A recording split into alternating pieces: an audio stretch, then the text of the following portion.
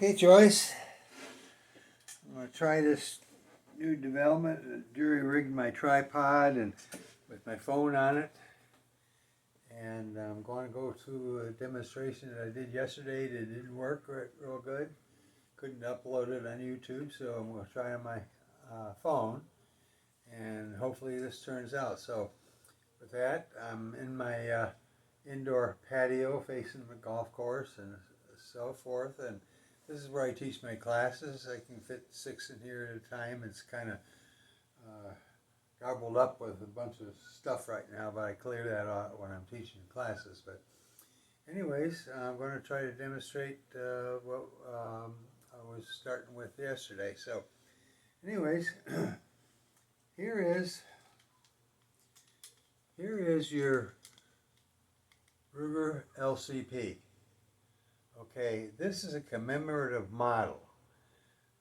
Governor Perry, when he was governor here, living in Austin, he was out walking his dog one day, and a fox went after his dog, and he shot the dog.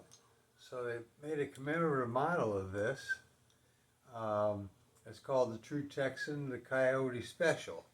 It's got little labels on the top and so forth. But this is like yours. It's an early model, and they only made 500, and he sold them out all in one day. 500 is all they made, so I got one. So it's doesn't operate as easily as yours, but I know yours is a little difficult. Now I can't get the slide to stay open on this. I know it's difficult for you. It's probably a little easier on yours than it is mine. So anyways, slide's open, and what I was telling you about working a slide, you want to push the frame forward and pull the top slide back simultaneously. It's push and pull.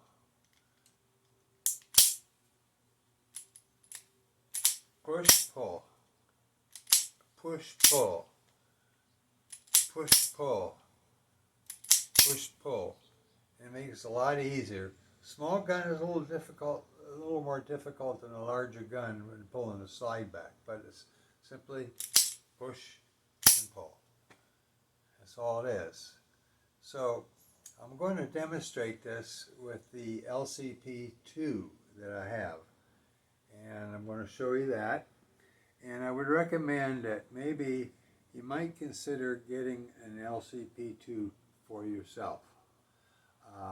It's easy to operate. It's a little more streamlined and about the same size. This is it. Okay, put that aside, and here's the LCP2. You can see it's about the same.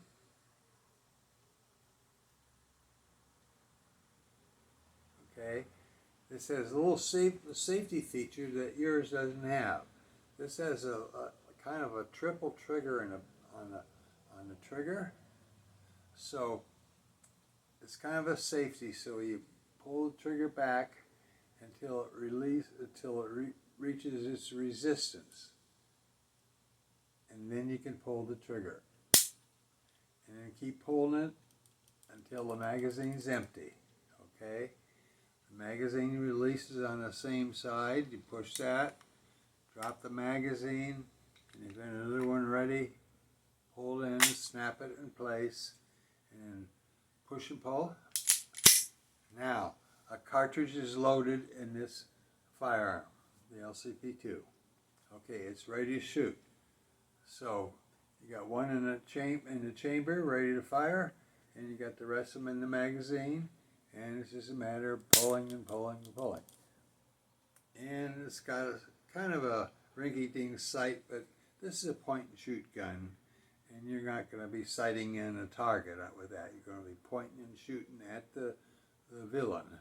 Okay, so it's a neat little gun, but I would highly recommend it, if you can afford it, to get an LCP2 for yourself.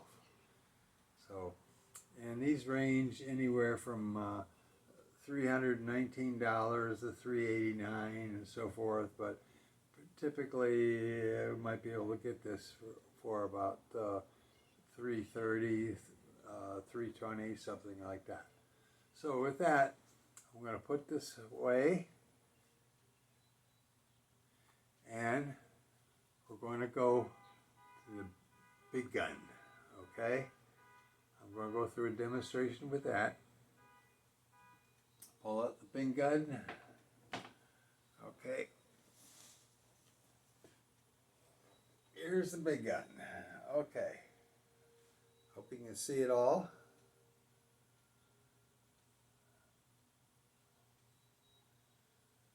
Okay, now I'm going to show you some of the features of this. I hope you've probably discovered a lot of it anyways.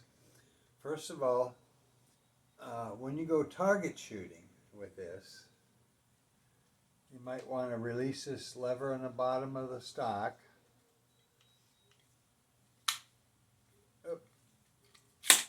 Pull it out till it snaps in place. Then you can kind of hold it from your shoulders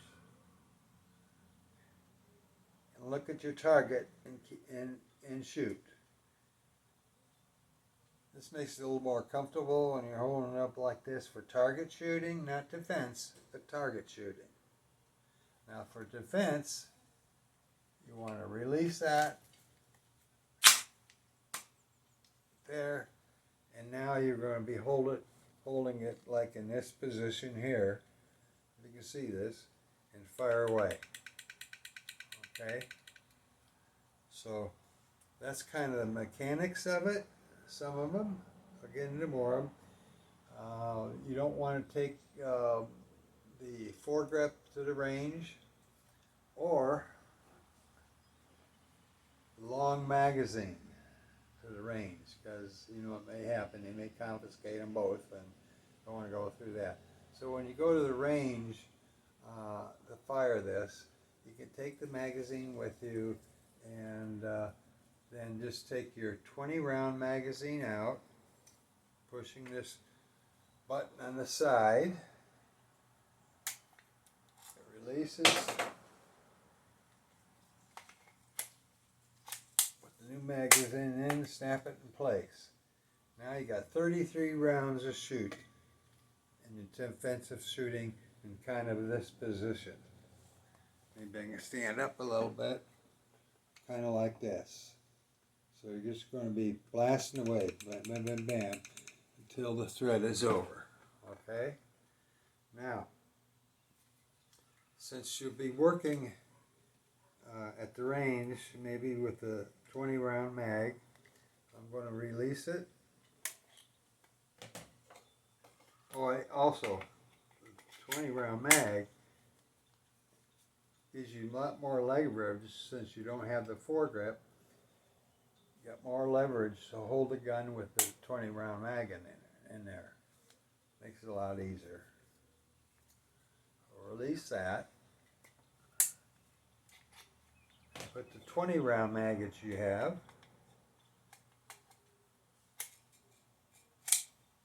Snap it in place, and you can still hold the little magazine sticking out, and the other side holding it gun in place. Okay, so now the next step is to cock it. Okay, you've been through the cocking exercise. Okay, so when you cock it, this is T-lever in the back. You pull it all the way back, all the way, and release it. Okay, now it's ready to fire. Now as you pull that back and cock it and load the first cartridge in the barrel, this little trap door opens, and that's so it can eject the shells that are fired. And it'll eject as fast as you can possibly pull the trigger, just like a machine gun. So now there is a safety on here on the rear side. It's pointing up now. The arrow is pointing up, and that's in a firing position, just ready to fire. So if I were to pull the trigger now, it would fire. But the safe position Move that lever, push it up, and now the arrow is pointing towards the muzzle. That's safe. So in a safe position, it won't fire. You take it off the safe position, it's ready to fire, and you just fire like that. And I warned you about, don't dry fire this very much, just pulling the trigger, because that's not good for most firearms, because it can do a little overwear and damage to the firing pin. So you don't want to keep pulling that trigger when you're dry firing. Okay? Alright. So the trap door is open. Magazine release is right here. Where my finger is. You push that. Magazine ejects. And if another one ready, you just slip the new one in and you're ready to go. But on the range, you'll probably use the 20 round. And then maybe once in a while sneak in the 33 round just to see how it does. Okay? This little item here on the end doesn't work. It's to maintain the aesthetics of the AR-15 rifle, which this is. This is an AR-15. Okay? But it's calibered in 9mm, which you have and will be shooting. Okay? So it's just aesthetics to maintain the style of the original AR-15, and it's not operable. Okay? So you got the lever here to pull the stock back, and also to push it forward. Okay? Now, on this side, I pointed out you have the safety. It's up right now, so it's ready to fire. If I move it over here on the side,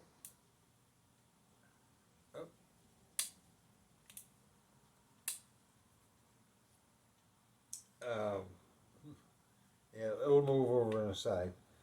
Anyways, but that's the gun. Now, what I've sent you is a red dot scope. Now, this is something you can install yourself. It only takes a few minutes. It's real easy. And you mount it, and you can do this yourself. You mount it on top of the horizontal ribs up here on the slide and the mounts. And then you would adjust it to your best shot. Now, you're going to be using this for target, not for defense. So there's a red dot that will appear in there, and you turn the red dot on or off on these buttons on top. And it goes off automatically after about 2 or 3, 4 minutes if it's not active. So it's just a matter of turning it back on by pushing one of the buttons up here. It's pretty simple. Then you'll see the red dot in there, and you aim that red dot to the center of your target, and then fire. Now, after you fire it a few times, you might be going a little low on the target or a little high on the target. All you got to do is adjust your shots. If you're shooting high, then you want to lower the red dot on a little bit lower. And if you're shooting too low, then you're going to try to just raise that red dot up. The scope doesn't move. You'll just see the red dot move on the target. Okay? And you'll get a little box with this, the instructions to put it on. There's an Allen wrench, and what you want to do is put it on there loosely and then slide it forward or backwards till you're comfortable with the sight picture. Okay? And then take the Allen wrench and screw it down tight with an Allen wrench. That's included. And you're set to go with that. So pretty much that's it on this. You'll have fun shooting this. This is the top gun on the market right now, and they're hard to get. I got one for myself, for you, and I got one for my oldest son in California. He's coming out. He's going to be moving out here, and so I've already bought his and bought him another pistol too. But this is a fine gun, easy to handle. It's not that heavy, and you'll enjoy it. And it doesn't have a lot of percussion or recoil on it, because it's got a long barrel and you're shooting a 9mm. 9mm is a perfect defense cartridge. Okay, this also has a built-in, out the muzzle here, has a built-in flame suppressor and a sound absorber. So it reduces the sound of the firing. Okay, and also the flame arrestor kind of limits the amount of flame that comes out of the end of the barrel. Okay, so it's kind of a two-in-one thing. It's pretty nice and handy, and it's got room for all kinds of other attachments on here, a flashlight and all that. You don't need to worry about that. You won't need it. So that's pretty much it. So it's just aim and start pulling the trigger in a defensive situation. And target, you're going to be looking through that sight for target practice to improve your proficiency of your hits on the target. It's real easy, really compact gun. It's a beautiful little gun. And this is an AR-15. It's just a shortened pistol rifle, so to speak, and makes it real convenient for home safety and self-defense. Now, when you go to the range, and close this trap door here. Okay, you always want to keep your finger pointed straight forward, but not on the trigger. Always keep it straight forward on the frame until you're ready to shoot. When you're ready to shoot, then you simply move your finger down the trigger and start shooting. Okay? Keep your finger always off the trigger on the side until you're ready to shoot. And then reach down and put your finger. Finger should go in the trigger about from your fingertip to the first joint in your finger. Trigger should be right in the middle of that, between tip of your finger and the first joint. If you go too far or not far enough, you'll end up with some sort of a lateral movement where it will move from side to side when you fire. It will kind of off-center your trigger finger, and you'll pull it left or pull it right. So make sure it's placed in the center between the tip of your finger and that first joint. And that's the correct trigger position. Always keep the gun pointed in a safe direction. Okay? Finger off the trigger. Keep it pointed in a safe direction where you can't harm anybody or do any other damage to something you don't want to hit and so forth like that. So that's what you do with the trigger, and it'll prevent, if you got the finger placed right, then it won't laterally move right or left. We're talking about the muzzle. The muzzle of the gun would move right or left. And that's easy to adjust. You see where you're hitting on the target, and maybe you know what you're doing. But to gain your proficiency on using this gun in target practice, you'll use the red dot sight, and get zeroed in with that. A few shots there and figure out where you're hitting the target, and you're all set to go. Your dominant eye is important, whether you're right eye dominant or left eye dominant, okay? Now, I assume you're right eye dominant. Most people are. So it's a matter of closing your left eye and just using your right eye if you're target shooting and so forth. In a self-defense situation, then you're just pointing and shooting the muzzle in the direction of the target in a self-defense, and pull the trigger as fast as you can, or as slow as you want to, but once the threat is gone, then you won't be shooting anymore, okay? Unless you got more attackers or whatever. But this is a fine gun. It's a Brigade 9mm, and your magazine, when you have it at home in a self-defense situation, you want to be loading your jacketed hollow points. I think I sent you 40 or 60 rounds, so you can fill one 33 round magazine and at least half of another 33 round magazine. Okay, that should be enough to get the job done.